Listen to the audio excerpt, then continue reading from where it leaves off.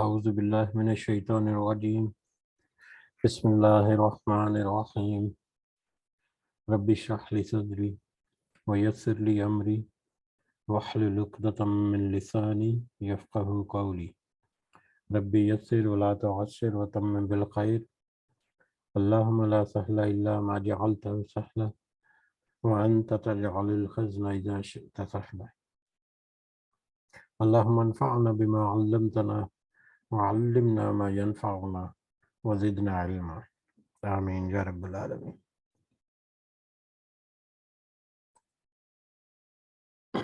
آج ہم انشاءاللہ اللہ کے خاص فضل و کرم سے، اس کی خاص رحمت اور اس کی خاص توفیق سے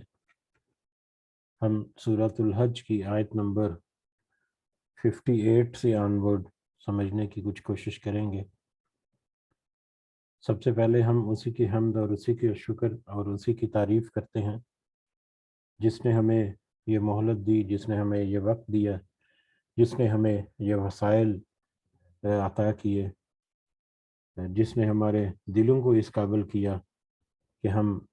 اس کے کلام کو سمجھنے کی کوشش کریں۔ اللہ تعالیٰ سے دعا ہے کہ اس کی صحیح سمجھ ہمیں عطا فرمائے، اس کے ذریعے سے اللہ تعالیٰ ہمیں اپنی اصلاح کرنے کی توفیق عطا فرمائے، اس دنیا کے ساتھ ساتھ اللہ تعالیٰ خاص کر آخرت میں اپنے خاص فضل و کرم سے ہمیں کامیاب لوگوں میں شمار فرمائے، آمین یا رب العالمین۔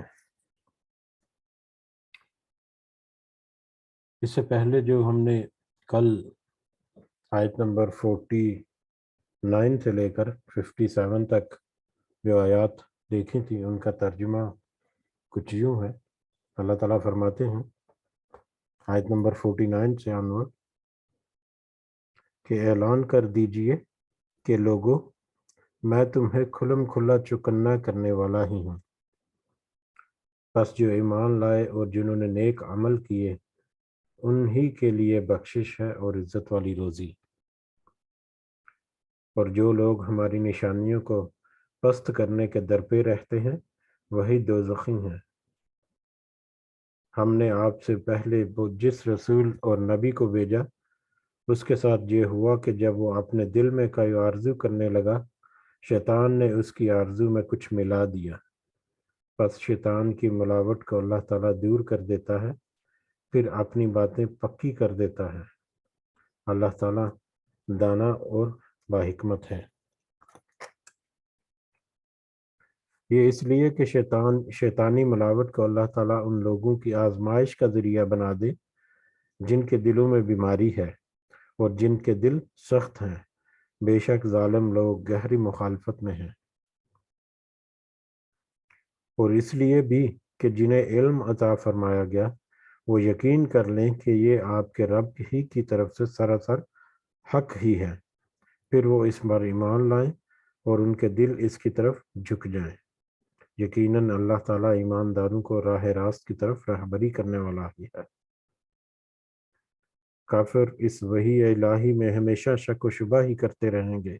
حتیٰ کہ اچانک ان کے سروں پر قیامت آ جائے گی، یا ان کے پاس اس دن کا عذاب آئے گا جو منحوس ہے یا جو بانجھ ہے۔ اس دن صرف اللہ ہی کی بادشاہت ہوگی، وہی ان میں فیصلے فرمائے گا۔ ایمان اور نیک عمل کرنے والے تو نعمتوں سے بری جنتوں میں ہوں گے،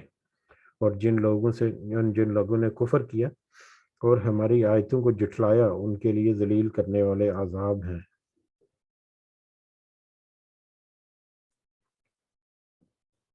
یہ کل کی آیات تھی ہماری، جس میں پھر اللہ تعالیٰ نے ان لوگوں کو جو ان شیطان کے جو روڑے اٹکائے ہوئے یا شیطان نے جو خلل ڈالا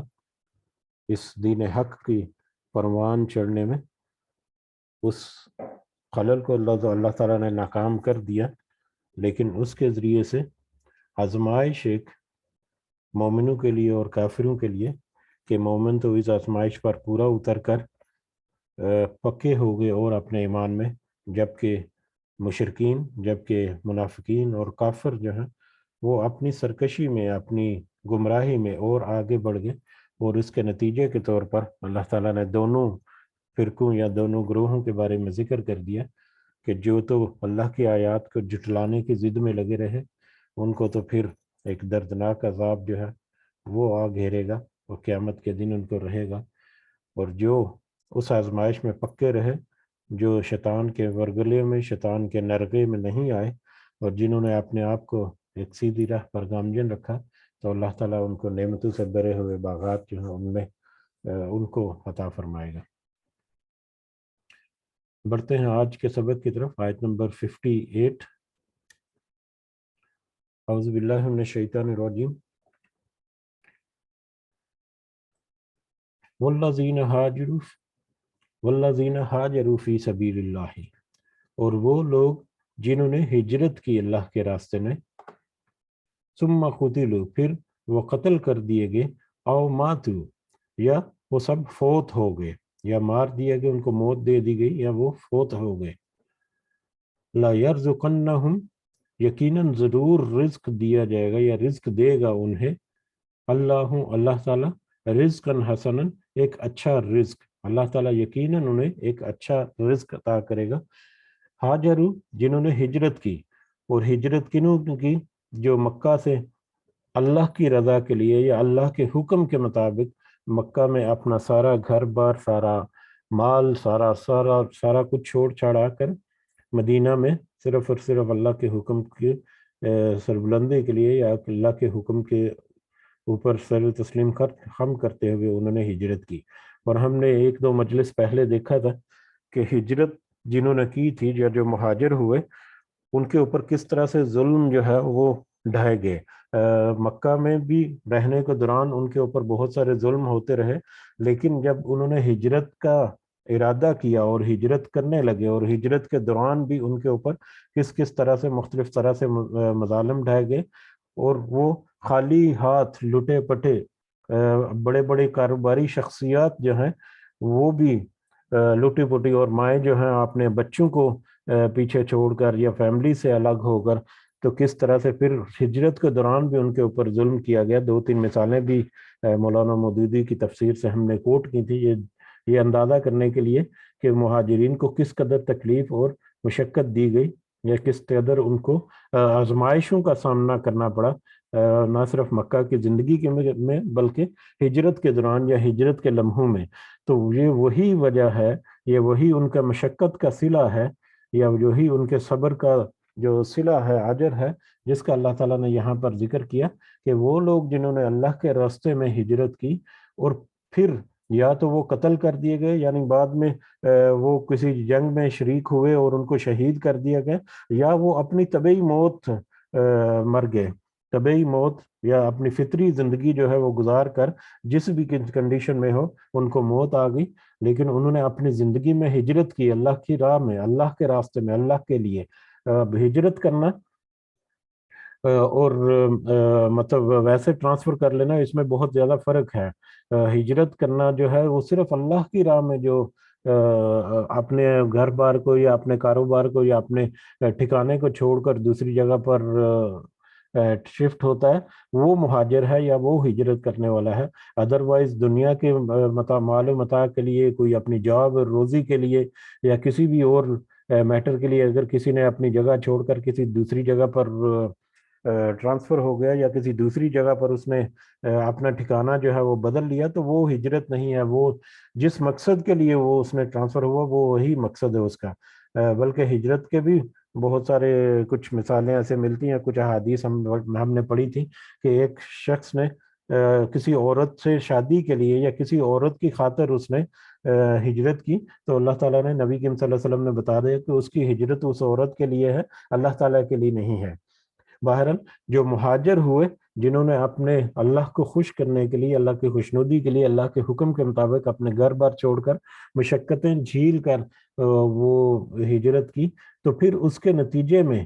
چاہے وہ آئندہ آنے والی ہجرت کے بعد چاہے وہ شہید کر دیے گئے کسی جنگ میں، یا چاہے وہ فطری طور پر اپنی زندگی گزار کر اس دنیا سے رخصت ہو گئے، ہر حال میں ان کے لیے جنت ہے اللہ تعالیٰ کی طرف سے، رزقاً حسناً، ایک اچھا رزق ہے۔ اور اچھا رزق کیا ہے؟ وہ اچھا رزق جنت کی شکل میں ہے، جو ان کو عطا کریں گے اللہ تعالیٰ. وَإِنَّ اللَّهَ لَهُوَ خَيْرُ الرَّازِقِينَ، اور بے شک اللہ یقیناً بہتر ہے رزق دینے والے. کہ وہاں پر سب کچھ گھر بار چھوڑ کر آ گئے تو مدینہ میں جب آ کر آباد ہوئے تو وہاں پر بھی ان کے لیے اللہ تعالیٰ نے رزق کا، رہنے بہنے کا، کھانے پینے کا اور کاروبار کا اور دوسری زندگی گزارنے کا لوازمات جو ہیں وہ مہیا کیے اس دنیا میں بھی، اور آخرت میں بھی اللہ تعالیٰ ان کو بہترین اچھا رزق جو ہے وہ عطا کریں گے یا کر دیا اللہ تعالیٰ نے. تو بے شک اللہ تعالیٰ بہترین رزق دینے والا بھی ہے. لَيُدْخِلَنَّهُمْ، اور بلا شبہ اس وہ ضرور داخل کرے گا انہیں، مدخلاً ایک مقام میں، یرضونہ کہ وہ پسند کریں گے اسے، جسے وہ پسند کریں گے اس مقام میں بلا شبہ اللہ ان کو داخل کرے گا. یہ وہی مہاجرین جو ہے ان کی بات ہو رہی ہے کہ جن کی جس مقام کی خواہش کرتے ہوئے یا جس منزل کی خواہش کرتے ہوئے زمین پر، جو دنیا زمین کی اس دنیا کی زندگی میں وہ جس راستے پر چلتے رہے، تو اس راستے کی منزل جو ہے وہ بہترین منزل جس کو انہوں نے اس دنیا میں پسند کیا، اللہ تعالیٰ اسے ان کو ضرور اس منزل کو تک پہنچائے گا یا اس مقام میں ان کو داخل کرے گا. وَإِنَّ اللَّهَ لَعَلِيمٌ حلیم، اور بے شک اللہ یقیناً خوب علم رکھنے والا اور بہت بردبار ہے، حلیم ہے. اللہ تعالیٰ کو خوب اچھی طرح سے علم ہے کہ کس نے کس نیت کے ساتھ، کس ارادے کے ساتھ، کتنے شدید خواہش کے ساتھ وہ سارا ہجرت کا عمل کیا یا ہجرت کی یا دوسرے معاملات میں اللہ تعالیٰ کے جو آزمائشیں ہیں ان کے اوپر وہ ڈٹا رہا اور صبر اور شکر کرتا رہا. یہ سارا کچھ اللہ کے علم میں خوب اچھی طرح ہے. اور پھر وہ حلیم بھی ہے، بردبار بھی ہے، بہت نرم بھی ہے، مہلت دینے والا بھی ہے، معاف کرنے والا بھی ہے. ہر چھوٹی سے چھوٹی بات کا پکڑنے والا نہیں، بلکہ اس کے اوپر نرمی برتنے والا ہے کہ اس کو مزید تھوڑا سا وقت دے دیا جائے کہ جو صحیح راستے پر ہیں، جو تو اللہ کا ڈر رکھتے ہیں، وہ فوراً یا جب بھی ان کو سمجھ آئے تو وہ اس کی طرح اس سے توبہ کر کے واپس اللہ کی طرف پلٹ جائیں. تو وہ بہت نرم بھی ہے، بہت مہلت دینے والا، ڈھیل دینے والا بھی ہے. جب تک اس کا وعدہ ہے وہ اپنے وعدوں کو پورے کرنے والا بھی ہے.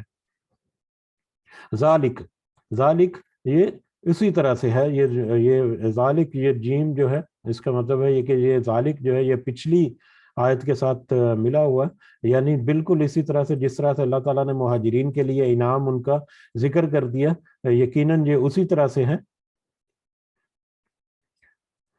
ومن عاقب، اور جو بدلہ لے، بمثل ما عوقب، اس کی مثل جو زیادتی کی گئی اس کے ساتھ، جو زیادتی گئی ہے اس زیادتی کی مثل یا اس زیادتی کے برابر جو بدلہ لے، بھی اس کے ساتھ جس کے ساتھ زیادتی گئی ہے. ثم بغیہ، پھر اگر زیادتی کی گئی، دوبارہ اگر زیادتی کی گئی علیہ اس پر، لینصرنہ، تو یقیناً وہ ضرور اس کی مدد کرے گا اللہ، یقیناً اللہ تعالیٰ اس کی مدد ضرور کرے گا. ان اللہ لعفو غفور، اور بے شک اللہ تعالیٰ بخشنے والا اور معاف کرنے والا ہے، معاف کرنے والا اور بخشنے والا ہے. اور جو بدلہ لے اس کی مثل جو زیادتی کی گئی اس کے ساتھ، اور پھر اگر دوبارہ اس کے اوپر زیادتی کی گئی تو اللہ تعالیٰ ضرور اس کی مدد کرے گا. ایک دو مجلس پہلے ہم نے دیکھا تھا ایک آیت میں اللہ تعالیٰ نے وہ لوگ جو ہجرت کر کے آئے، جو اپنی مصیبتوں اور مشکلوں میں اپنی جان کو اور اپنے ساری چیزوں کو ڈال کر اللہ کے حکم کے مطابق جنہوں نے ہجرت کی، ان کے اوپر ظلم ہوا تھا، اور پھر اللہ تعالیٰ نے ان کو اجازت دے دی. ہم نے ابھی 2 مجلس پہلے ہی آیت پڑھی تھی اسی سورہ مبارکہ میں کہ اللہ تعالیٰ نے ان کو اجازت دے دی کہ وہ بدلہ لے سکتے ہیں، ان کو بدلہ لینے کی یا ان کو ریاکشن دینے کی اجازت دے دی گئی. تو اب اجازت کے بعد مزید بھی کچھ رہنمائیاں اس میں مطلب جہاد کے دوران کیا کیا ہونا چاہیے یا دوسرے جو متفرق معاملات ہیں وہ پھر بعد میں ان کی رہنمائی کے لیے اللہ تعالیٰ کی طرف سے آتے رہے. تو یہاں پر ایک اسی ضمن میں ایک رہنمائی اللہ تعالیٰ کی طرف سے کہ یہ بدلہ جو لینے کا کہا یا بدلہ لینے کے جو اجازت مل گئی ان کو، تو اس قدر کہ جس قدر ان کے اوپر زیادتی کی گئی، جتنا کسی نے کسی کے اوپر ظلم کیا اس کا بدلہ بھی اسی قدر ہوگا یا اس کے برابر ہی ہوگا کہ جو اس کے اوپر ظلم یا زیادتی ہوئی اس ظلم یا زیادتی کو برابر ہو سکے. جتنا اس کے اوپر ظلم ہوا اتنا ہی بدلہ لینے کی اجازت ہے، اس سے زیادہ نہیں. اگر اس سے زیادہ کرے گا تو پھر اللہ تعالیٰ کی پکڑ ہوگی. لہذا بدلہ لینے والا جو ہے اس کے اوپر بہت ہی زیادہ ذمہ داری یا بہت ہی زیادہ اس کے اوپر ایک چیک ہوتا ہے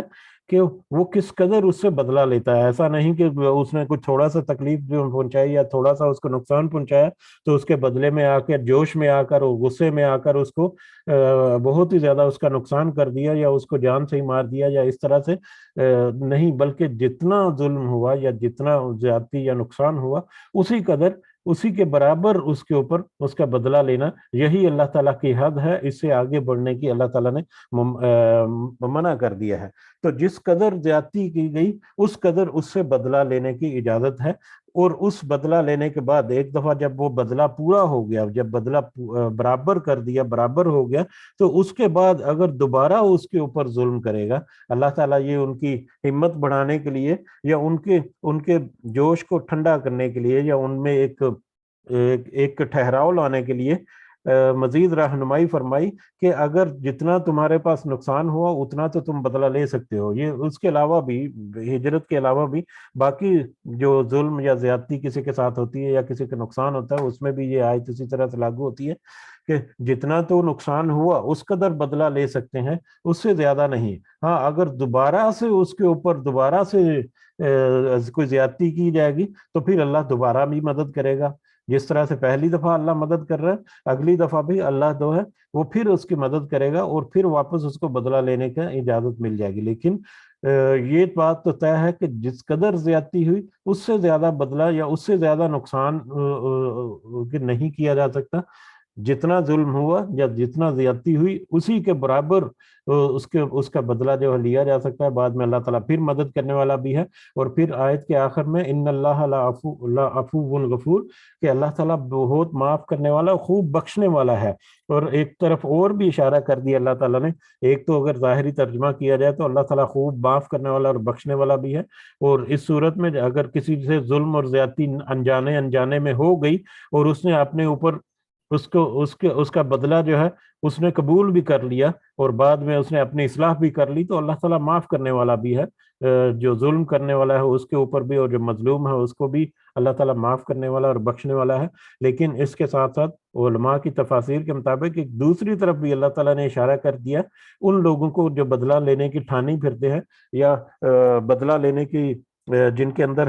خواہش ہے کہ ہم بدلہ لیں، ہمارے پاس ساتھ جو زیادتی ہوئی ہے، کہ ان کو اس طرف بھی اشارہ کر دیا اللہ تعالیٰ نے کہ دیکھو اللہ تعالیٰ بخشنے والا اور معاف کرنے والا ہے. تو جو اللہ تعالیٰ کے ساتھ جو انسان جس کو اللہ تعالیٰ نے مطلب ایک حقیر سی ایک ناچیز سے پیدا کر دیا اور وہ توانا ہوا، تندرست ہوا، وہ طاقت میں جب آیا اللہ تعالیٰ نے اس کی حفاظت کی اور اللہ تعالیٰ کے ہی نعمتوں کو استعمال کر کے اس نے اللہ کے آگے مطلب سرکشی کی اور اللہ کے آگے تکبر کر کے کھڑا ہو گیا. اور پھر ساری زندگی بے شک کرتا رہے، جیسے ہی وہ اپنی اصلاح کرے گا، جیسے ہی وہ توبہ کرے گا تو اللہ تعالیٰ فوراً اس کی توبہ قبول کرتے ہیں، اس کو معاف کرتے ہیں اور بخش دینے والے ہیں. تو جو اللہ تعالیٰ جو خالق اور مالک ہے ہر چیز کا، وہ جب اتنا بخشنے والا ہے تو پھر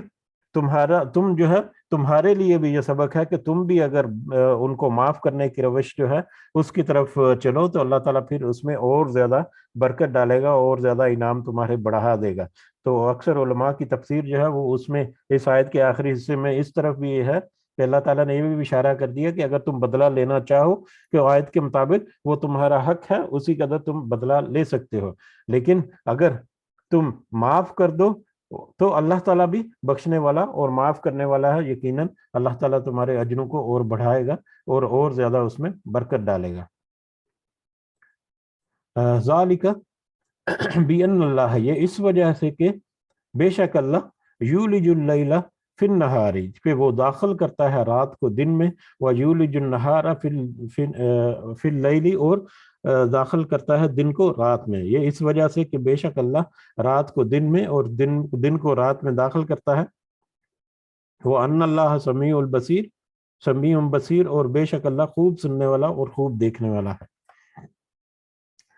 یہ اس لیے کہ بے شک اللہ رات کو دن میں اور دن کو رات میں داخل کرتا ہے. رات کو دن میں داخل کرنا، دن کو رات میں داخل کرنا، اس کی یہ آیت یا اس سے ملتے جلتے ترجمے والی آیات جو ہیں وہ مختلف موقعوں پر اللہ تعالیٰ نے ذکر کی. ان موقعوں کے اوپر اللہ تعالیٰ نے اپنی بڑی نشانیاں جو ہیں ان کا انداز ان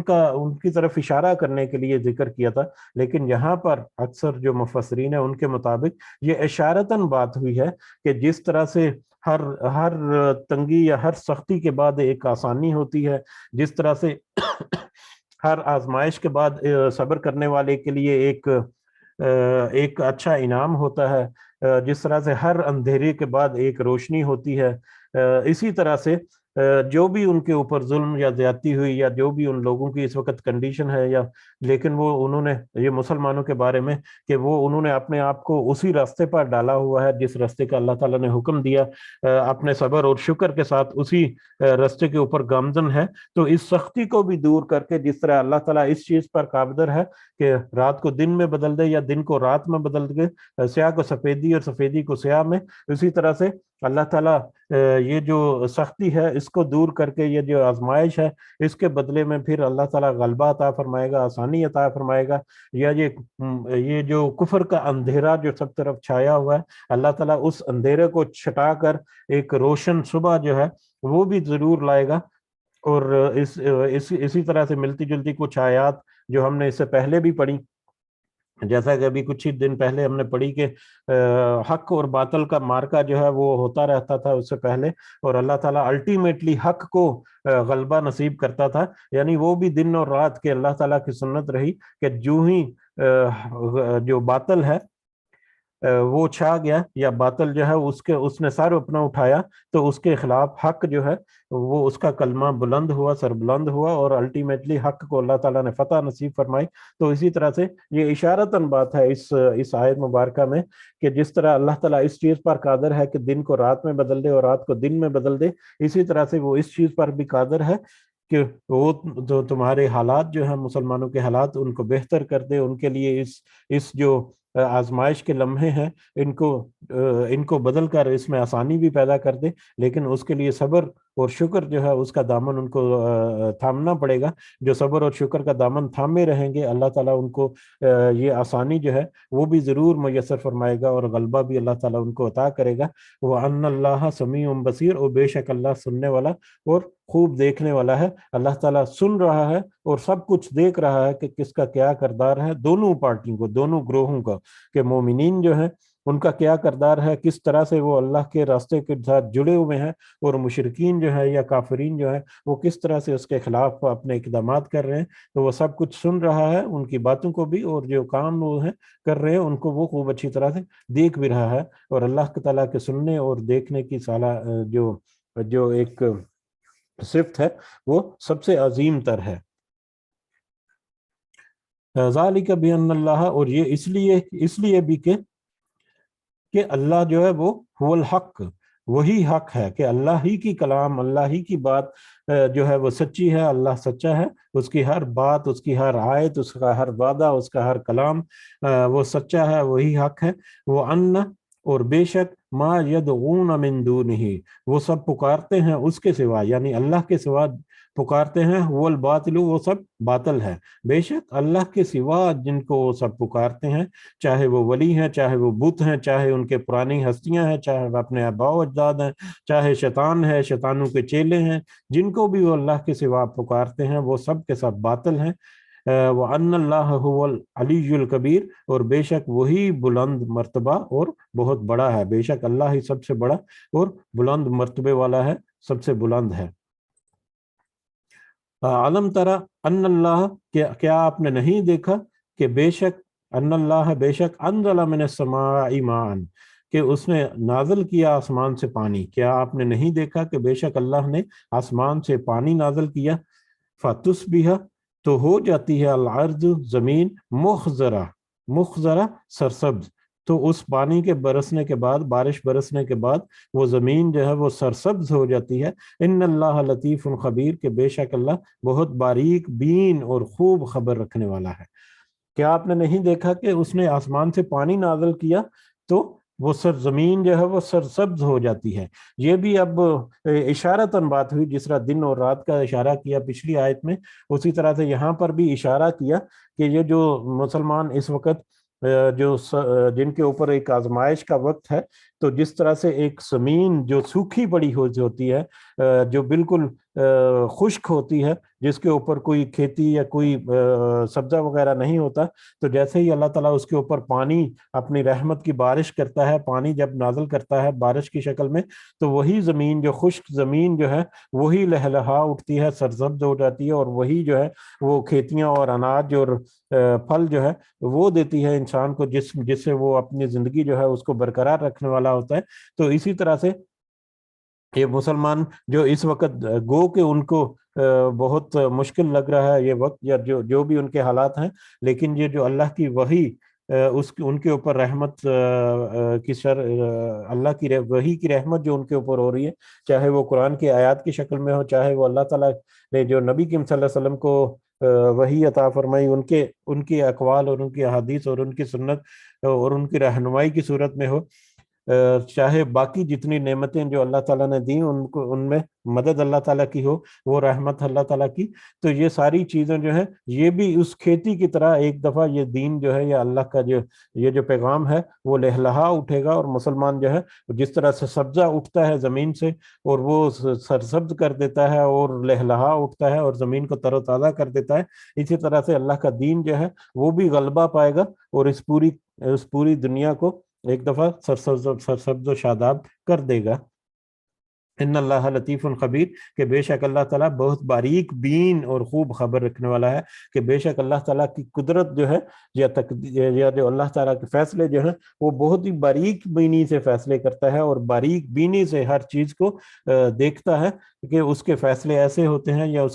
اس کی تدابیر ایسی ہوتی ہیں کہ کوئی وہم و گمان بھی نہیں کر سکتا کہ اس کا نتیجہ ایسا ہوگا۔ کس کے وہم و گمان میں ہوگا کہ نبی کریم صلی اللہ علیہ وسلم جو ہیں وہ ہجرت اپنی 43 سال کی عمر تھی جب انہوں نے اللہ کے حکم سے پہلی دفعہ مطلب کلمہ حق جو ہے اس کو آزادانہ طور پر اس کی تبلیغ شروع کی، تو کس کو پتا تھا کہ وہ اکیلا شخص جو کھڑا ہوا اللہ کے حکم کے ساتھ، تو اللہ تعالیٰ نے اس کی مدد کی اور اس کا قافلہ اتنا بڑھایا کہ جب وہ اس دنیا سے رخصت ہوئے تو ایک ایسا مذہب جو ہے، ایک ایسی شریعت جو ہے وہ چھوڑی کہ جو کچھ ہی سالوں میں پوری دنیا کے اوپر فاتح ہو گئی۔ تو اللہ تعالیٰ نے اتنی باریک بینی سے، اتنی تدبیر کے ساتھ، اتنی چھوٹی سے چھوٹی جو پہلو ہیں اس راستے کے یا اس پوری تحریک کے، ان کو بہت باریک بینی سے ترتیب دیا کہ کوئی گمان بھی نہیں کر سکتا تھا کہ آج سے زیادہ نہیں، کوئی 18-20 سال بعد یہی مسلمان قوم جو ہے وہ اس قدر مضبوط ہو جائے گی کہ وہ دنیا کے اوپر غلبہ پا لے گی۔ تو اللہ تعالیٰ تو بہت باریک بینی سے اپنی تدبیریں جو ہے کرنے والا ہے، اور پھر جو مطلب واقعات ہوتے ہیں اس کی وہ خوب اچھی طرح سے خبر بھی رکھنے والا ہے، باریک بینی بھی کرتا ہے، باریک بینی سے تدبیر بھی کرتا ہے، اور خوب اچھی طرح سے خبر رکھنے والا بھی ہے۔ لہو ما فی السماوات و ما فی الارض، اور اسی کے لیے ہے جو کچھ ہے آسمانوں میں اور جو کچھ ہے زمین میں، جو کچھ آسمانوں اور زمین میں سب کا سب الٹیمیٹلی اللہ ہی کا ہے۔ دنیا کے اوپر انسان کو اللہ تعالیٰ نے عارضی طور پر، چاہے یہ حکومت ہے، چاہے وہ ان کے اوپر جتنا بھی تسلط دنیا میں عطا کیا، زمین کے اوپر عطا کیا اللہ تعالیٰ نے، بادشاہی کی شکل میں، مال و دولت کی شکل میں، عہدوں کی شکل میں، عزت دولت شہرت کی شکل میں، یا کسی بھی شکل میں، یہ سب کچھ سب کے لیے عارضی ہے۔ الٹیمیٹلی یہ سارا کچھ جو کچھ آسمانوں میں ہے اور جو کچھ زمین میں ہے، اس کائنات میں جو کچھ ہے وہ سب کچھ اللہ ہی کا ہے۔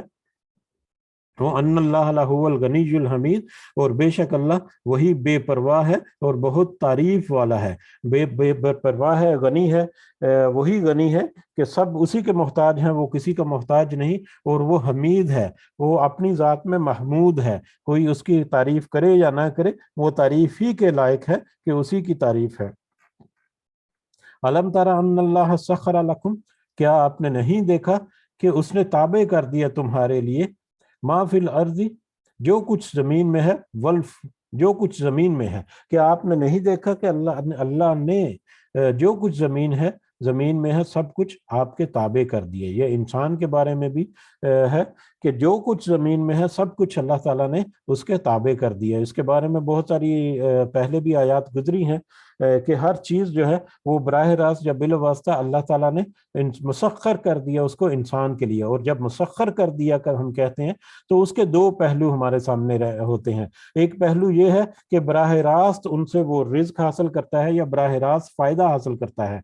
کھانے پینے کی چیزیں, رہنے بہنے کی چیزیں جن کو وہ براہ راست استعمال کرتا ہے اپنی روزمرہ زندگی میں, کہ وہ ان کے لیے مسخر کر دی. اتنی بڑی بڑی بلڈنگز بناتا ہے, اپنی گاڑیاں سواری کے راستے بنا رہا ہے, سواری کے اوپر سفر کر رہا ہے, مال و دولت کو کس طرح سے, تو یہ ساری چیزیں مسخر کر دی. اس کے علاوہ کچھ دوسری چیزیں ہیں جو ظاہری طور پر تو اس کے پاس اس کی دسترت نہیں ہے انسان کے پاس, لیکن پھر بھی وہ انڈائریکٹلی اس کے لیے کچھ نہ کچھ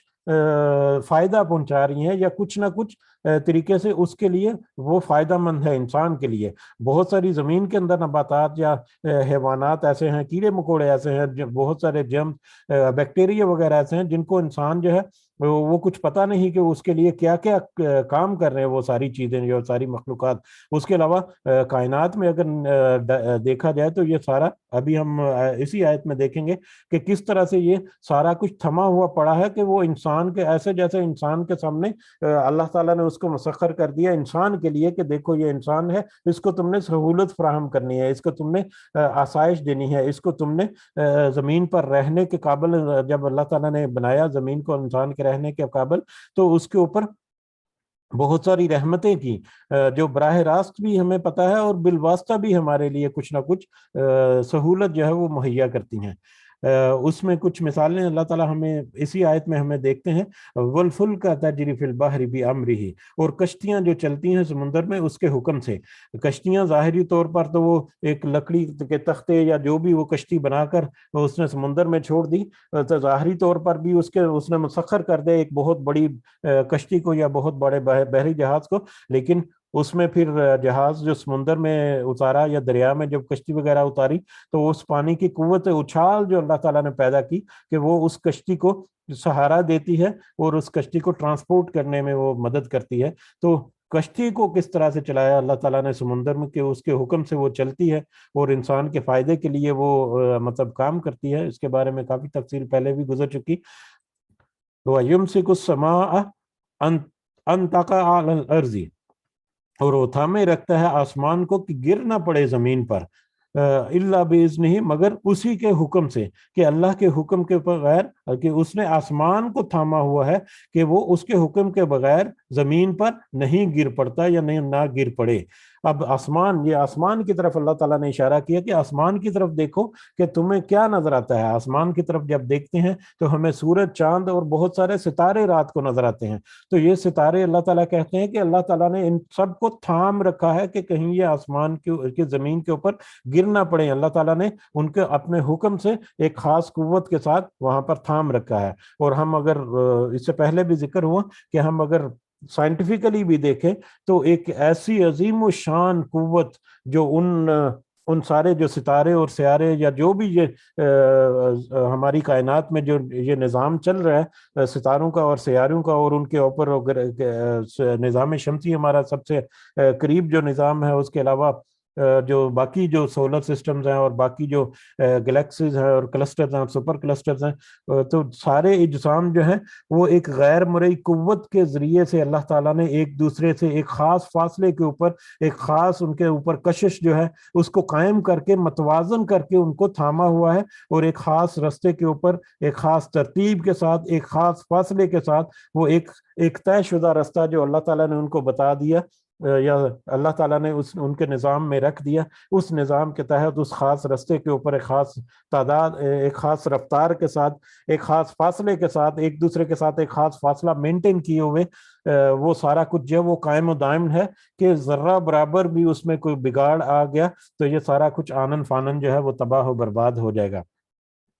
تو اللہ تعالیٰ کے حکم کے بغیر کہیں وہ آسمان جو ہے وہ آسمان کے اندر جو موجودات ہیں وہ کہیں وہ زمین کے اوپر نہ گر جائے. یعنی یہ سارا کچھ اللہ تعالیٰ کی مہلت جو ہے اس مہلت کی بریکٹ کے اندر ہے کہ جب اللہ تعالیٰ اس کو حکم دے گا یہ سارا کچھ نیس و نابود ہو جائے گا. اس حکم کے تک اللہ تعالیٰ کے اس حکم کے بغیر کوئی مجال نہیں کہ وہ آسمان کے اوپر گر سکے. اور یہ بھی انسان کی ایک آسائش کے لیے ہے کہ دیکھو تم اس زمین پر رہ رہے ہو اور زمین کے بعد اس قدر بڑی وسیع کائنات موجود ہے کہ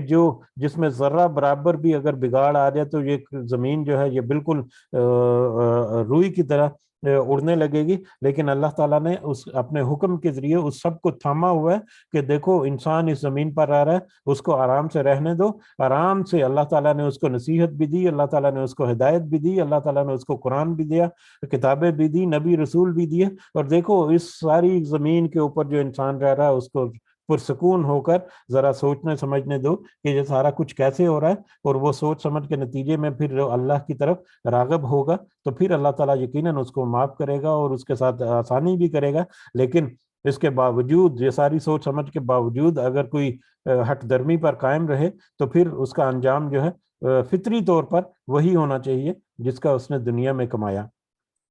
ان اللہ بالناس لرؤوف الرحیم، اور بے شک اللہ لوگوں پر، ناس بنی نو انسان پر، لوگوں پر یقیناً شفقت کرنے والا اور رحم کرنے والا بھی ہے. اور اللہ تعالیٰ نے جو رحمت رکھی ہے، یہ رحمت صرف مومنین کے لیے نہیں، مسلمانوں کے لیے نہیں، بلکہ پوری نوع انسانی کے لیے. سارے کے سارے انسان اس کے برابر حقدار ہیں، سارے کے سارے انسانوں کو برابر وہ سہولیات اللہ تعالیٰ نے مہیا کی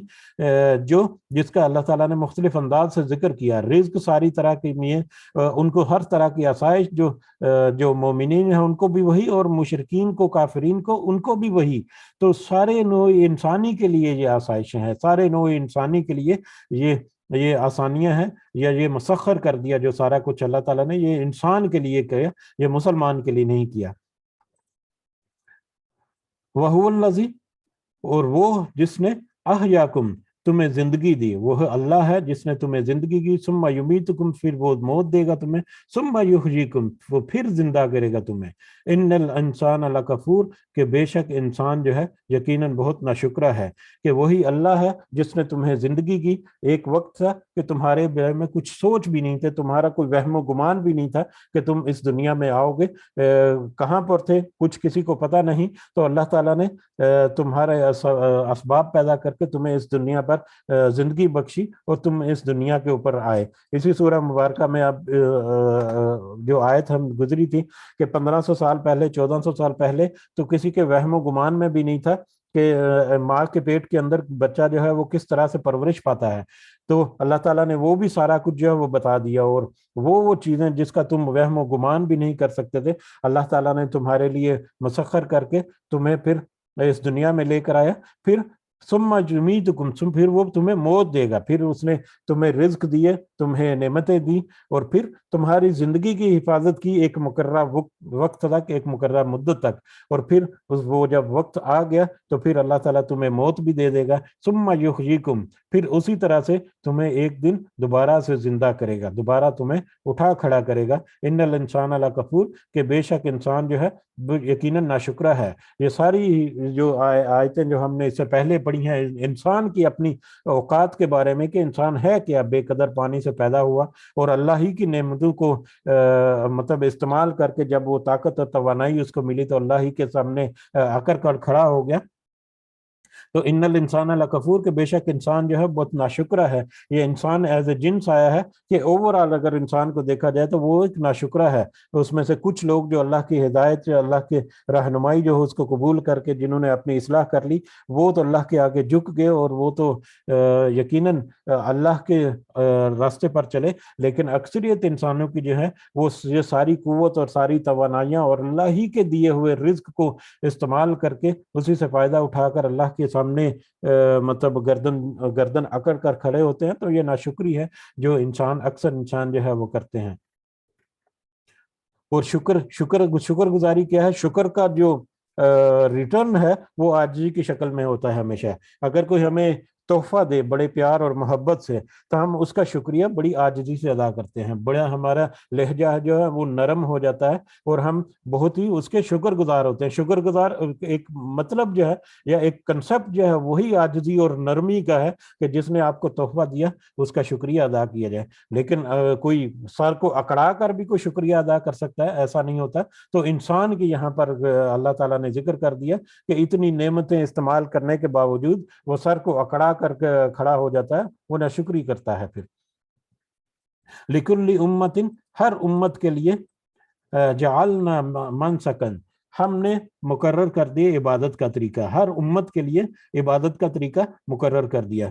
نبی کریم صلی اللہ علیہ وسلم سے پہلے یا اسلام سے پہلے، قرآن سے پہلے جو مختلف جو نبی آئے ان کو بھی ان کے حالات و واقعات کے مطابق ان کی قوم کے اعتبار سے اس وقت کی شریعتیں تھی. لیکن جیسے ہی قرآن مجید نازل ہوا اور جیسے ہی نبی کریم صلی اللہ علیہ وسلم جو ہے وہ مبعوث ہوئے تو پچھلی شریعتیں جو ہے وہ منسوخ ہو گئیں. اب جس کو بھی شریعت الہی جو ہے یا دین الہی جو ہے اس کے اوپر کاربند ہونا ہے، یا جس کو بھی ہدایت اور رہنمائی پانی ہے، تو اس کا واحد اور ایک رستہ جو ہے وہ قرآن اور سنت شریعت محمدی جو ہے. اس کے علاوہ جتنے ادیان ہیں وہ سب کے سب اب باطل ہیں. تو لہٰذا اس کی طرف یہ اشارہ ہے کہ اس سے پہلے جو عبادت کے طریقے یا پہلے شریعتوں کے مطابق ان کو جو بھی احکامات ہوئے، جو بھی ان کے معاملات تھے، وہ پہلی امتوں کے ساتھ متصل تھے، وہ ان کے لیے مقرر کیے گئے تھے. ہم ناسکوہ، وہ سب عبادت کرنے والے اس طریقے سے، وہ اسی طریقے سے اس کی عبادت کرتے تھے جو اس سے پہلے تک تھا. فلا ینازعنک، پس وہ نہ جھگڑا کریں، ہرگز نہ جھگڑا کرے آپ سے، فی الامری، کسی معاملے میں، ودعو الی ربک، آپ دعوت دیں انہیں اپنے رب کی طرف، آپ اپنے رب کی دعوت دیں. اور جو پچھلی امتیں یا پچھلی شریعتوں کے حامل جو لوگ ہیں ان کو چاہیے کہ وہ آپ سے جھگڑا مت کریں. اب پچھلی شریعتوں کو اگر وہ صحیح طرح سے جانتے ہیں اور صحیح معنوں میں ان کے اوپر عمل کرتے ہیں تو آٹومیٹیکلی ان کے اوپر یہ ذمہ داری آتی ہے کہ ان کی شریعتوں نے ان کو بتا دیا تھا کہ ایک آخری نبی آئے گا، اس آخری نبی کی نشانیاں جو ہے صلی اللہ علیہ وسلم، ان کی ساری نشانیاں بھی ان کی کتابوں میں، ان کی شریعتوں میں موجود ہیں. پھر ایک آخری کتاب جو آئے گی اس کے بارے میں ساری نشانیاں بھی موجود ہیں. اور کہا جاتا ہے کہ یہودی جو ہیں وہ اہل کتاب جو ہیں وہ نبی کریم صلی اللہ علیہ وسلم کو ایسے پہچانتے تھے جیسے اپنی اولاد کو یا اپنے بیٹے کو پہچانتے ہو. تو ان کے اندر اتنی واضح نشانیاں جو ہیں موجود تھیں کہ اب ان کے لیے کوئی دوسرا رستہ نہیں تھا کہ وہ اب شریعت محمدی کو یا اس قرآن کو وہ قبول کریں اور اس کے مطابق اپنی اصلاح کریں. لیکن اس کے باوجود اکثر لوگ جو ہیں وہ اسی مطلب روش پر قائم رہے، اپنی پرانی روش پر، اور انہوں نے اسلام کی مخالفت کی. تو اللہ تعالیٰ تو خوب اچھی طرح سے جانتا ہے. تو یہی جو معاملہ ہوا اسی کی طرف اشارہ ہے اس آیت میں بھی اور اس سے اگلی آیت میں بھی، کہ بے شک پچھلی امتوں کے لیے بھی اللہ تعالیٰ نے عبادت کے طریقے یا شریعتیں جو ہیں وہ مقرر کی، تو وہ اس کے مطابق وہ عمل کرنے والے تھے. لیکن اب جب یہ شریعت جو ہے یہ اللہ تعالیٰ نے مطلب بھیج دی تو اب سب کے اوپر لازم ہے کہ فلا ینازعنک، کہ نہ جھگڑا کرے اب آپ سے اس معاملے میں. اس معاملے میں جھگڑنے کی ضرورت نہیں، بلکہ اپنی شریعت کے مطابق عمل کرتے ہوئے اس شریعت کو اب اپنانا ان کے لیے لازم ہے. فی الامر ودعو الی ربک، آپ دعوت دیں انہیں رب کی طرف، اپنے رب کی طرف. بس آپ اپنا کام جو ہے، اپنی ذمہ داری جو ہے کہ دعوت دیں ان کو، وہ اپنی ذمہ داری آپ پوری کرتے رہیں کہ رب کی طرف ان کو بلاتے رہیں. انک لعلی ہدم مستقیم، کہ بے شک آپ یقیناً سیدھی ہدایت پر ہیں. آپ کو یہ یقین ہے یا یقیناً آپ جس رستے پر ہیں وہ ایک سیدھا رستہ ہے، یا صراط مستقیم ہے. ہدم مستقیم ہو گیا، صراط مستقیم بھی ہے کہ ایک سیدھا رستہ ہے جو اللہ تعالیٰ کی طرف سے نازل کیا گیا ہے. تو آپ اسی رستے پر قائم و دائم رہیں اور اسی رستے کی طرف دوسروں کو بھی دعوت دیں. وَإِن جَادَلُوكَ، اور اگر سب جھگڑا کریں آپ سے، اس کے باوجود اگر وہ آپ سے جھگڑا کرتے ہیں، فَقُلِ اللَّهُ، تو کہہ دیجئے آپ ان سے اللہ تعالیٰ عالم، خوب اچھی طرح سے جاننے والا ہے، بما تعملون، جو تم سب عمل کر رہے ہو. تو اگر پھر بھی وہ آپ سے جھگڑا کرنے پر بضد ہو جائیں تو ان کو آپ کہہ دیجئے یا ان کے اوپر واضح کر دیجئے کہ اللہ تعالیٰ تمہارے عملوں کو خوب جاننے والا ہے. اور ان کے کون سے عملوں کو خوب جانتا ہے؟ اللہ تعالیٰ تو ہر بات کو خوب جانتا ہے. لیکن پچھلی آیت یا اس کنٹیکس میں اگر دیکھا جائے تو اللہ تعالیٰ تو خوب اچھی طرح سے جانتا ہے کہ ان کو جو شریعت نازل ان کے پاس پہلے سے موجود تھی اس میں کیا احکامات تھے، اور اس میں آئندہ آنے والے نبی اور کتاب کے بارے میں کیا تذکرے تھے. اور اللہ تعالیٰ خوب اچھی طرح جانتا ہے کہ ان تذکروں کو پہچاننے کے باوجود، ان ساری نشانیوں کو پہچاننے کے باوجود اگر وہ اس کا جھگڑے میں پڑتے ہیں تو اللہ تعالیٰ اس کو خوب اچھی طرح سے جانتا ہے کہ جو سب کر رہے ہیں کس نیت سے کر رہے ہیں، کس ارادے سے کر رہے ہیں، کیوں کر رہے ہیں. یہ سب کچھ اللہ تعالیٰ خوب اچھی طرح سے جانتے ہیں. اللہ یحکم بینکم، اور پھر اللہ فیصلہ فرما دے گا تمہارے درمیان یوم القیامت، قیامت کے دن۔ یہ وہی ہے کہ آپ ان سے کہہ دیجئے کہ اللہ تعالیٰ تمہارے عملوں کو خوب اچھی طرح سے جانتا ہے، اور وہ تمہارے درمیان قیامت کے دن فیصلہ فرما دے گا فی ما کنتم فیہ تختلفون، اس میں جو تم دنیا میں اختلاف کرتے ہو۔ اب جو تم اختلاف کر رہے ہو اس کتاب کے ساتھ، جو اس نبی کے ساتھ صلی اللہ علیہ وسلم، تو اللہ تعالیٰ تمہارے درمیان یہ فیصلہ جو ہے قیامت کے دن فرما دے گا۔ قیامت کے دن تمہیں پتہ چل جائے گا کہ کیا تم نے کیا اور کیا تمہارے ارادے تھے اور کس طرح سے تم نے اپنا رویہ رکھا، اور اس کے مطابق اللہ تعالیٰ قیامت کے دن تمہارا فیصلہ جو ہے وہ فرما دے گا۔ اور اختلاف کرنا، ہم نے اس سے پہلے بھی دیکھا کہ اختلاف کرنا، اگر کسی کو کچھ اختلاف ہے تو آج جو شریعت محمدی ہے صلی اللہ علیہ وسلم، وہی ایک بہترین رستہ ہے کہ جس کو کمپیئر کرنا ہے اپنے معاملات کو اس قرآن کے ساتھ اور اس دین کے ساتھ کمپیئر کرنا ہے۔ اور اگر اصلاح کی ضرورت ہے تو ان کو اصلاح کی ضرورت ہے کہ وہ اپنی اس اختلاف میں، جس بات میں وہ اس قرآن سے اختلاف کرتے ہیں، اس اختلاف کو ختم کریں اور قرآن کے رستے پر آئیں، کہ یہی ایک راستہ ہے یہ جو ایک اچھی منزل کی طرف لے جانے والا ہے۔ علم تعلم، کیا نہیں جانا آپ نے، ان اللہ یعلم، کہ بے شک اللہ تعالیٰ جانتا ہے، ما فی السماواتی، ما فی السماء والارض، جو کچھ آسمان میں اور زمین ہے۔ کیا آپ کو نہیں پتا، یا آپ یہ ایک اشارتاً ہے کہ آپ تو خوب اچھی طرح سے جانتے ہیں کہ اللہ تعالیٰ آسمان اور زمین میں سب کچھ، جو کچھ ہے سب کچھ جاننے والا ہے۔ ان ذالک فی کتاب، کہ بے شک یہ سب کچھ کتاب میں ہے، ایک کتاب یا لوح محفوظ میں، تقدیر میں لکھ دیا گیا، لوح محفوظ میں لکھ دیا گیا، یہ سارا کچھ ایک کتاب میں اللہ تعالیٰ نے اپنے علم کو محفوظ کیا۔ ان ذالک علی اللہ یسیر، اور بے شک اللہ تعالیٰ بہت یہ بے شک اللہ کے لیے یہ بہت آسان ہے، اللہ پر یہ بہت آسان ہے کہ بے شک اللہ تعالیٰ نے اپنے علم کو اس لوح محفوظ میں محفوظ کر لیا۔ اللہ تعالیٰ کے علم میں سارا کچھ ہے۔ ایک حدیث میں آتا ہے، غالباً مسند احمد کی حدیث ہے، کہ اللہ تعالیٰ نے سب سے پہلے قلم کو تخلیق کیا، قلم کو پیدا فرمایا اور اس کو حکم دیا کہ لکھ۔ قلم نے کہا کہ کیا لکھوں، کیا لکھوں؟ تو اللہ تعالیٰ نے اسے فرمایا کہ جو کچھ قیامت تک ہونے والا ہے سب کچھ لکھ دے۔ تو پھر اللہ تعالیٰ کے حکم سے اس قلم نے قیامت تک ہونے والے جتنے واقعات ہیں، حتیٰ کہ پتہ بھی نہیں ہلتا اللہ کے حکم کے بغیر، کہ ہر واقعے کو اپنے علم کے ذریعے اللہ تعالیٰ نے اپنا علم جو ہے وہ قلم کے ذریعے لکھ دیا گیا، جو کہ محفوظ ہے لوح محفوظ میں، ایک کتاب میں۔ اور اسی علم کے مطابق یہ سارا کچھ ہے، اور کہ وہ علم جو ہے اللہ تعالیٰ کے اپنے انسان کی جو خصوصیات، جو اس کی جو تخلیق کی، وہ کس طرح سے اس میں بگاڑ کرے گا، وہ پہلے سے لکھ دیا۔ اور بعد میں یہ جو ساری دنیا یہ جو پلے ہو رہی ہے، یہ مطلب ایگزیکٹلی اسی کے مطابق ہوگی، اور یقیناً اللہ تعالیٰ ہر چیز پر علم رکھنے والا ہے۔ اس کے بارے میں یہاں پر اللہ تعالیٰ نے کہا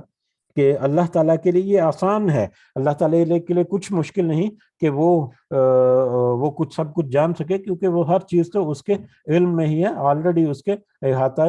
قدرت میں ہے۔ تو اللہ تعالیٰ سے دعا ہے کہ اللہ تعالیٰ ہمیں ان لوگوں میں شمار فرمائے جو کہ اس ہدایت پر جو ہمارے سامنے موجود ہے قائم و دائم ہے، اور اس کے اوپر ہی اللہ تعالیٰ ہمیں موت عطا فرمائے، اور ہمیں موت سے پہلے اللہ تعالیٰ اس قابل کر دے کہ ہمارے اعمال اتنے ہوں کہ ہم کامیاب ہو سکیں قیامت کے دن۔ اور اللہ تعالیٰ ہمیں شیطان کے ہر چھوٹے بڑے وسوسے سے اور شیطان کے ہر نرغے سے اللہ تعالیٰ ہمیں اپنی خاص فضل و کرم سے بچائے، اور ہمیں محفوظ رکھے دنیا کی ان آزمائشوں سے، اور اللہ تعالیٰ ہمیں ان آزمائشوں سے پار کر کے جو بھی ہمارے اوپر آتی ہیں ایک صبر اور شکر کرنے والا انسان بھی بنائے۔ آمین یا رب العالمین، وما علینا الا البلاغ المبین۔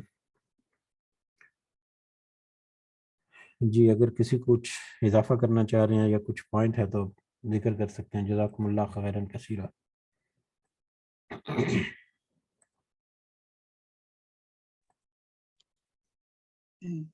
السلام علیکم ورحمۃ اللہ وبرکاتہ۔ وعلیکم السلام ورحمۃ اللہ وبرکاتہ۔ جزاک اللہ خیر شیخ صاحب کل کے لیسن کے حوالے سے آیت نمبر 52 پوچھنا ہے میں نے کہ یہ جو آیت ہے لِيَجْعَلَ مَا يُلْقِي الشَّيْطَانُ فِتْنَةً لِلَّذِينَ فِي قُلُوبِهِم مَرَضٌ وَالْقَاسِيَةِ قُلُوبُهُم۔ تو اللہ تعالیٰ نے یہ دو گروہوں کا ذکر کیا ہے کہ القاء شیطان جو ہے نا ان دو گروہوں پر کرتا ہے۔ تو یہ آیت نمبر 3 اور 8 میں انہی گروہوں کا ذکر ہے پیچھے والی، یا آپ نے بتانا ہے مجھے؟ اور پھر تیسرا گروہ ہے کہ جو علم والے ہیں وہ جو لقاء شیطان ہے تو ان کے لیے رحمت بن جاتی ہے وہ فتنہ جو ہے آزمائش. تو یہ ہمارے لیے بہت بڑی خوشخبری ہے کہ ہم اہل علم والے ہیں، کیونکہ علم کے مراتب ہیں. تو سب سے بڑا مرتبہ جو ہے قرآن اور حدیث کا علم ہے. تو بہت بڑی خوشخبری ہے ہمارے لیے الحمدللہ. اللہ تعالی ہمیں ان میں شامل فرمائے. اور فَيُؤْمِنُوا بِهِ فَتُخْبِتَ بِهِ لَهُ قُلُوبُهُم، کہ اللہ تعالیٰ یعنی وہ ایمان بھی لے آتے ہیں اور وہ ان کے دل جو ہے نا عاجزی اختیار کرتے ہیں. بالکل. تو یہ بہت بڑی خوشخبری ہے. پیچھے بھی اللہ تعالیٰ نے فرمایا ہے کہ وَبَشِّرِ الْمُخْبِتِينَ، کہ عاجزی کرنے والوں کو خوشخبری دے دو. بالکل. تو الحمدللہ علم کی بہت بات ہو رہی ہے، اور ایمان اور عمل صالح کی میں وہ دیکھ رہی تھی کہ بہت بار بار اللہ تعالیٰ ذکر کر رہے ہیں. تو وہی جیسے جیسے ہم آگے بڑھ رہے ہیں تو ایمان اور عمل صالح کی پونجی ہم نے لے کے جانی ہے دنیا سے. تو اسی کے اوپر پھر شیطان کا حملہ ہے. اور دل کی بہت بات ہو رہی ہے، تقویٰ کی اللہ تعالیٰ فرما رہے ہیں. جیسے شروع میں اللہ تعالیٰ نے فرمایا کہ یا ایھا الناس اتقوا ربکم، تو دل کی اصلاح اور نیت کی بہت ہو رہی ہے کہ اپنی نیتوں کو صحیح کرو. تو یہ بس اسی حوالے سے بات کر رہی ہوں. جی جزاک اللہ خیر. بالکل آپ نے ایک خلاصہ جو ہے وہ پیش کیا ہے وصایت میں جو ہم سمجھ رہے ہیں یا جو ہمیں سمجھ آ رہی ہے اس کا، اور یقیناً یہ خلاصہ یہی ہے جو آپ نے ذکر کیا ہے کہ اللہ تعالیٰ کی خاص رحمت اور خاص فضل ہے. اور ہم نے پہلے بھی ذکر کیا تھا کہ اگر انسان جو ہے ایک طبعی طور پر فطری طور پر وہ وعدہ الست تھا نا، ایک عہد الست جسے کہتے ہیں، کہ جب اللہ تعالیٰ نے روحوں کو پیدا فرمایا تو ان سے گواہی لے لی کہ کیا میں تمہارا رب ہوں، تو سب نے گواہی دی کہ ہاں. تو وہ عہد الست جو ہے وہ ایک طبعی قانون کے طور پر ہماری فطرت کے اندر موجود ہے. تو یہ شیطان کے وسوسے جو ہیں اگر کوئی اپنے گریبان میں جھنکے تو اس کو بہت ساری چیزیں جو ہیں وہ نظر آنا شروع ہو جاتی ہیں. تو وہی گریبان میں جھانک کر پھر وہ جب اللہ کے احکامات کے ساتھ جڑتا ہے تو اس کے لیے پھر اللہ تعالیٰ جو ہے آسان سے آزمائشیاں وغیرہ ہوتی ہیں، لیکن اللہ تعالیٰ اس کو صبر کا بھی دیتا ہے. لیکن جو پھر اپنے نفس کو پھر کمزور پڑ جائیں اپنے نفس پر گرفت پانے کے لیے، تو آپ صحیح فرما رہے ہیں کہ وہ پھر نکل جاتا ہے اس حدوں سے اور پھر وہ سرکشی کی طرف آتا ہے. لیکن اللہ تعالیٰ کی خاص کرم اور خاص فضل ہے ہمارے اوپر کہ اس نے ہمیں یہ سارا کچھ عطا بھی کیا، اور ہمیں یہ نصیحت کے ساتھ ساتھ اللہ تعالیٰ نے ہمارے دلوں کو بھی اس قابل کیا کہ یہ اللہ تعالیٰ کی خاص رحمت بھی ہے. جو آپ نے جو خلاصہ بیان کیا یقیناً وہ ایک بہترین خلاصہ ہے، اور یہی خلاصہ جو ہے یہ ہمیں بار بار ملتا ہے، مختلف جگہوں پر ملتا ہے. اور جو ایمان کے ساتھ عمل صالح جو آپ نے ذکر کیا یقیناً وہ ایک ایسی چیز ہے کہ ہم ایمان تو اپنے پاس رکھتے ہیں لیکن عمل صالح میں اکثر جو ہے وہ کمزور ہو پڑتے ہیں. تو بار بار ہمیں انہی چیزوں کی طرف اشارہ ملا اور یاد دہانی بھی بار بار. اور میں یہ دیکھتا ہوں کہ یاد دہانی ہر دوسری آیت میں کچھ نہ کچھ اللہ تعالیٰ یاد کرا رہا ہے کہ پہلے یہ ذکر ہوا تھا، اب دوبارہ سے یاد کر لو، مختلف طریقوں سے، مختلف الفاظ میں، مختلف انداز میں، کہ تم یاد رکھو کہ تمہارا بنیاد جو ہے وہ کیا ہے. تمہارا یہ جو خلاصہ آپ نے جو ذکر کیا یہ خلاصے کی طرف اللہ تعالیٰ بار بار اشارہ کرتا ہے. جزاک اللہ خیرن. جی آپ کچھ اور ایڈ کرنا چاہ رہی ہیں اس میں؟ تو جی بس علم کے حوالے سے بات کر رہی ہوں کہ جو ہم علم سیکھ رہے ہیں تو میں اپنے طور پہ نا سوچ رہی تھی کہ اس کو کیسے ہم محفوظ کریں، کیسے اس کو عملی شکل میں لے کے آئیں. تو وہ مجھے نا میں ڈر گئی کہ حدیث میرے ذہن میں آئی کہ جب قیامت والے دن بنی آدم کے پاؤں ہل نہیں سکیں گے جب تک وہ 5 سوالوں کے جواب نہیں دے گا. تو اس میں سے ایک سوال جو ہے نا وہ ہے کہ جو علم سیکھا تھا اس پہ عمل کتنا کیا ہے. وہ میں بہت اپنا احتساب کر رہی تھی کہ اس کو کیسے کم از کم ہمیں اپنے ہاتھ میں پینسل رکھنی چاہیے اور وہ ہائی لائٹ کرنی چاہیے وہ باتیں جو اللہ تعالیٰ نے ہمیں آرڈر کی ہیں کہ یہ کرنا ہے اور یہ نہیں کرنا. تو اس میں ہمیں نا یعنی ہم یہ کر کے تو کیونکہ ہم بھول جاتے ہیں، ہمارے اندر بھولنے کی عادت ہے. اگر ہم 10 باتیں سیکھیں گے تو 8 تو بھول ہی جاتے ہیں. تو ہائی لائٹ ضرور کریں، میرا یہی ہے اپنے لیے آپ سب کے لیے. جی جی بالکل ٹھیک. جزاک اللہ خیر. جزاک اللہ خیر. انشاءاللہ کوشش کریں گے، بلکہ تھوڑا سا پارٹیسپیٹ اگر سارے کرتے رہیں تو اس طرح کی چیزیں جو ہے نا وہ ہائی لائٹ بھی ہو جاتی ہیں اور مطلب ایک فیڈ بیک بھی ملتا رہتا ہے. بہرحال ضرور ہم کوشش کریں گے کہ اپنے ساتھ ساتھ، اسی لیے میں اکثر کہتا ہوں، آپ نے نوٹ کیا ہوگا کہ جب بھی یہ لفظ کافر آتا ہے نا، کفر کا آتا ہے، تو عام طور پر کافر کے نام سے ہی لیا جاتا ہے، اور کافر جو ہے وہ ایک ہمارے ذہنوں میں بنا ہوا ہے کہ کافر وہی لوگ ہیں جو بتوں کی پوجا کرنے اور یہ وہ، بلکہ کافر جو ہے انکار کرنے والا ہے۔ اگر ہم اس کو ایک براڈ میننگ میں لے کر چلیں تو ہمیں اپنے نفس کی طرف آٹومیٹکلی نظر چلی جاتی ہے کہ انکار کرنے والوں میں کون کون سے لوگ شمار ہیں، اور اللہ کے احکامات کو انکار کرنا شرک اور چیز ہے، کفر اور چیز ہے۔ تو مطلب ایسی ایسی چھوٹی چھوٹی چیزیں جو ہیں یقیناً ہمیں ان سے رہنمائی ملتی ہے۔ اور آپ نے جو حدیث بیان کی، یہ ذکر کی، یقیناً ایک بہت اہم حدیث ہے، وہی آمن و عامل الصالحات کے اعتبار سے، کہ اگر کسی نے عمل نیک نہیں کیا تو آپ نے کیا حدیث کی تھی کہ اس کا پاؤں اس وقت تک نہیں ہلے گا جب تک کہ وہ 5 سوالوں کے جواب نہ دے۔ اور اس میں یہ بہت اہم سوال ہے، تو اللہ تعالیٰ سے دعا ہے کہ اس میں ہمیں کاربند رہنے کی توفیق عطا فرمائے۔